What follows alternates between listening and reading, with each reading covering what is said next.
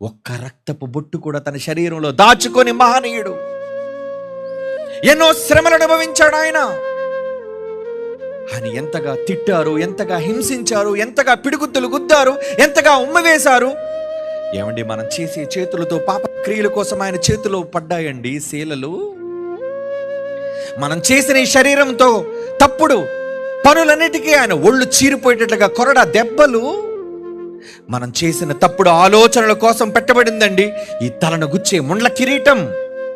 మనం చేసే ప్రతి పాపపు నడక పడక కోసం ఆయన పక్కలో బల్లెపు పోటు, కాళ్లలో మేకులు. ఎందుకు చెప్పండి? ఆయన శరీరం ఛిద్రమైంది మన కోసం కాదంటారా? మన అతిక్రమములు బట్టే కదా ఆయన దెబ్బలు, మన దోషములు బట్టే కదా సిలువను నలగగొట్టబడింది ఆయన దేహం. మన దోషాన్ని దేవుడు ఆయన మీద మోపడాడు. నాయన, నా పిల్లలు నా దగ్గరికి రావాలంటే నువ్వు భూమి మీదకి వెళ్ళి ప్రాణం పెట్టాలయ్యా. అలాగే నాయన, అలాగే నా వాళ్ళ కోసం, నీ పిల్లల కోసం వెళ్ళిపోతాను తండ్రి. ఎంత చక్కని కొడుకు. మనం వచ్చాం, ఎవరి పనుల మీద ఉన్నాం?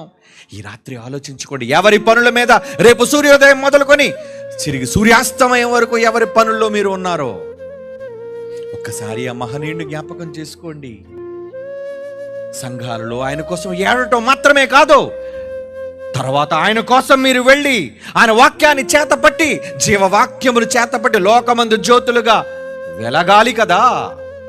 క్రీస్తు నామాన్ని ప్రకటించాలి కదా.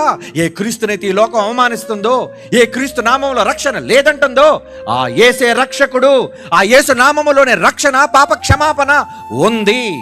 ఎవరు చెప్పాలి? మనం.